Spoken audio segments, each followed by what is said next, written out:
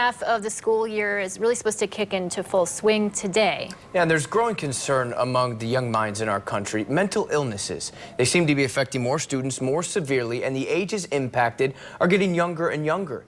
And awareness is the first step, not brushing these signs away as just another moody adolescent. Because experts say untreated and undiagnosed, anxiety and depression can have a yin and yang effect on an impressionable mind, and the results can be paralyzing. It's like there's a wall and you can't get past it. All your friends and family are on the other side, and there's always that wall. You want to talk to them. Wall.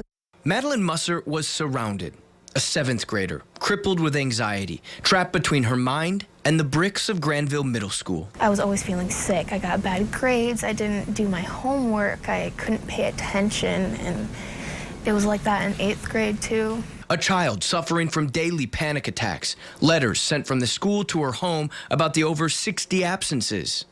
There's so much pressure of being good enough. Did you not feel good enough? No, I did not. I didn't even think of myself as a person. I was extremely ill in the mind. How bad did it get mentally for you? Mentally, it was like close to suicide. Madeline is not an outlier. In fact, over a quarter of all teens, 13 to 18, experience an anxiety disorder. Those numbers continue to grow. It's real. It's real. Roxanne McCarran is the guidance counselor at Granville Middle School. In the 22 years that I've been doing it, I see, like we talked about, the anxiety and depression are so much more now than they were back when I started. Noticing and engaging are crucial, she says.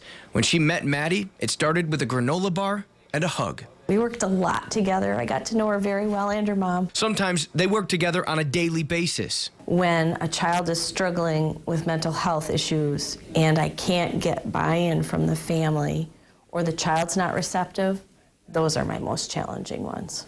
Maddie is one of her prouder moments. She's a freshman now at Granville High School. I'm so glad you're back here. She credits Mrs. McCarran's tough love with her personal breakthrough.